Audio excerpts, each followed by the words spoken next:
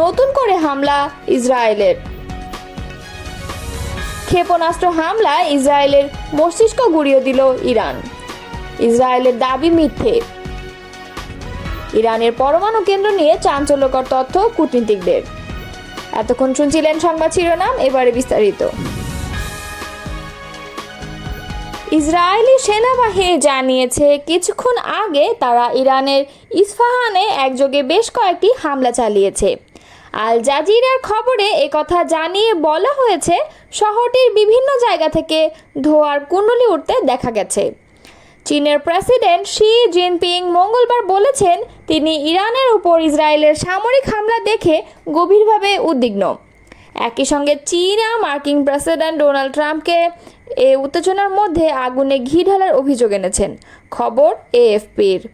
গত সপ্তাহে ইসরায়েল হঠাৎ করে ইরানের বিভিন্ন লক্ষ্যবস্তুতে বিমান হামলা চালায়।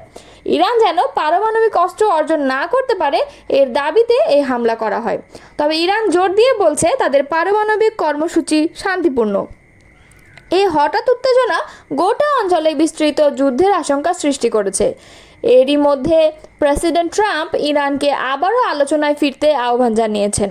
তিনি দাবি করেন ইসরায়েলের হামলার কারণে চলমান পারমাণবিক আলোচনা বাধাগ্রস্ত হয়েছে। ট্রাম্প নিজের সামাজিক যোগাযোগ মাধ্যম ট্রুথ সোশ্যালে এক বিস্ময়কর সতর্কবার্তা দিয়েছেন, সবাইকে অবিলম্বে তেহরান থেকে সরে যেতে হবে।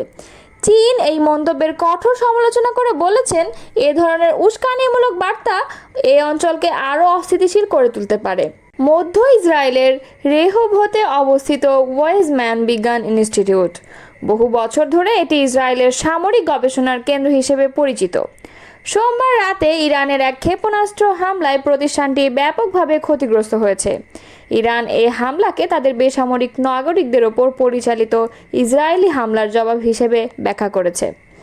ইসরায়েলের হিব্রু ভাষার প্রভাবশালী সংবাদ মাধ্যম হারেটজ গ্রুপের আওতাধীন দৈনিক দ্য মার্কার জানিয়েছে প্রতিষ্ঠানটির একাধিক ভবনে সরাসরি আঘাত লাগে এবং একটি গুরুত্বপূর্ণ গবেষণা কমপ্লেক্স সম্পূর্ণভাবে আগুনে পুড়ে ছাই হয়ে গেছে। এই গবেষণাগারগুলোতে জীবনবিজ্ঞান, কৃত্রিম বুদ্ধিমত্তা এবং অণুজীব বিজ্ঞানের উপর অত্যাধুনিক গবেষণা চলত, যেগুলোর ফলাফল ইসরায়েলের নজরদারি প্রযুক্তি, টার্গেটিং সিস্টেম এবং অস্ত্র ব্যবস্থাপনায় সরাসরি প্রয়োগ হয়েছে। এসব প্রযুক্তি গাজা, লেবানন, ইয়েমেন এবং সম্প্রতি ইরানের ভূখণ্ডে পরিচালিত হামলায় ব্যবহৃত হয়েছে। ওয়েজম্যান ইনস্টিটিউটকে অনেক সময় ইসরায়েলের বৈজ্ঞানিক ও সামরিক মস্তিষ্ক বলে আখ্যা দেওয়া হয়, কেননা এখান থেকেই মূলত পরিচালিত হয়েছে ড্রোন প্রযুক্তি, এয়ার স্ট্রাইক কন্ট্রোল সিস্টেম এবং যুদ্ধক্ষেত্রে মেডিকেল টেকনোলজির গবেষণা, যা বহুবার বিভিন্ন বেসামরিক জনপদের বিরুদ্ধে ব্যবহৃত হয়েছে। ধ্বংসপ্রাপ্ত গবেষণাগারগুলোর মধ্যে একটি পরিচালনা করতেন ইসরায়েলি অধ্যাপক এলদাদ জাহর। তিনি আণবিক কোষ জীববিদ্যার একজন প্রবীণ গবেষক। অপরদিকে অধ্যাপক এরান সেগালের কৃত্রিম বুদ্ধিমত্তা গবেষণাগারেও সরাসরি আঘাত লেগেছে। তিনি জানান, মিলিয়ন ডলারের যন্ত্রপাতি পানিতে ও কাঠামোগত ক্ষতিতে একেবারে ধ্বংস হয়ে গেছে। তার গবেষণাগার মূলত যুদ্ধক্ষেত্রে রিয়েল টাইম সিদ্ধান্ত গ্রহণ ও নজরদারি অ্যালগরিদম উন্নয়নে কাজ করত। ইসরায়েলি গণমাধ্যমে প্রকাশিত ছবিগুলোতে দেখা গেছে আগুনে পুড়ে যাওয়া ল্যাবের ভেতর ধসে পড়া মেঝে, পুড়ে যাওয়া বৈদ্যুতিক লাইন ও সম্পূর্ণভাবে ক্ষতিগ্রস্ত কাঠামো। সূত্রগুলো বলছে এটি ছিল ইরানের একটি নির্ভুল হামলা। দ্য মার্কার তাদের প্রতিবেদনে উল্লেখ করেছে ইরানের এই হামলা কোনো এলোমেলো হামলা নয়, বরং খুবই সচেতনভাবে বাছাইকৃত একটি আঘাত। কারণ এই ইনস্টিটিউটটি বহু বছর ধরে সামরিক গবেষণাকে বৈজ্ঞানিক ছদ্মবেশে চালিয়ে আসছিল। বিশ্লেষকদের মতে ইরানের এই হামলা ইসরায়েলের পারমাণবিক বিজ্ঞানীদের হত্যার প্রতিশোধ হিসেবেও দেখা যেতে পারে। অপূরণীয় ক্ষতি।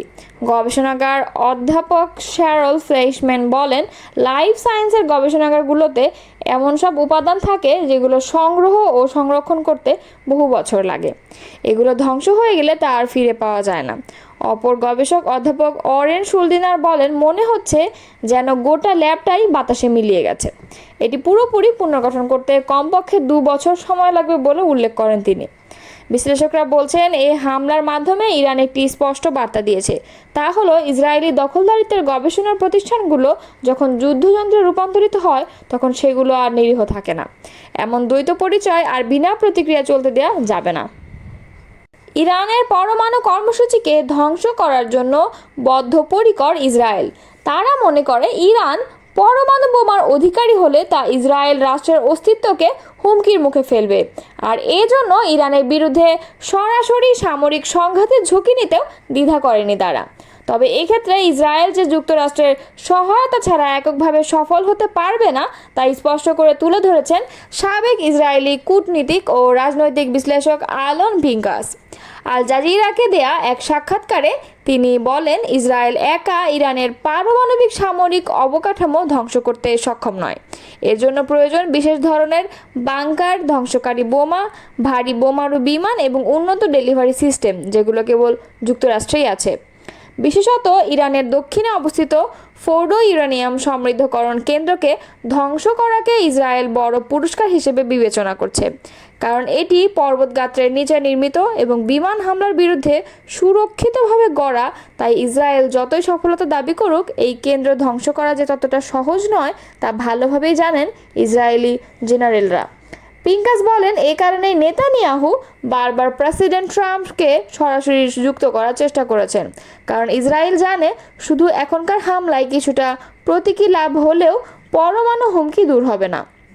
এই জটিল ও গভীর স্থাপনার বিরুদ্ধে কার্যকর হামলা চালানো যুক্তরাষ্ট্রের অংশগ্রহণ ছাড়া সম্ভব নয়। বর্তমান পরিস্থিতিতে ইরান ও ইসরায়েলের মধ্যকার উত্তেজনা মধ্যপ্রাচ্যের নিরাপত্তা কাঠামোকে হুমকির মুখে ফেলেছে। ইরান তার পরমাণু কর্মসূচির পাশাপাশি আঞ্চলিক মিত্রদের মাধ্যমে প্রভাব বিস্তারে অব্যাহত রেখেছে। ইসরায়েল অনেকদিন ধরেই যুক্তরাষ্ট্র ও পশ্চিমা বিশ্বকে বোঝাতে চাইছে, ইরান যদি পরমাণু অস্ত্রে সক্ষম হয় তাহলে শুধু ইসরায়েল নয়, গোটা অঞ্চলের স্থিতিশীলতায় ধ্বংস হবে।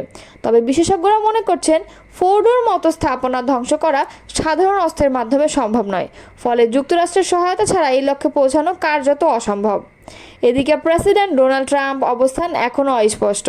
তার প্রশাসনের পক্ষ থেকে প্রতিদিনই ভিন্ন ভিন্ন বার্তা আসছে। এদিকে কূটনৈতিক সমাধানের ইঙ্গিত, অন্যদিকে ইরানকে হুঁশিয়ারি। এই দ্বৈত বার্তায় মার্কিন নীতিতে বিভ্রান্তি তৈরি করছে। পিঙ্কাস বলেন, যদি উত্তেজনা প্রশমিত হয় সেটা যুক্তরাষ্ট্রের মধ্যস্থতায় হবে, কিন্তু বর্তমানে হোয়াইট হাউস পরিস্থিতিকে যেভাবে সামলাচ্ছে তা থেকে নিশ্চিত হওয়া যাচ্ছে না তারা কী পথে এগোবে।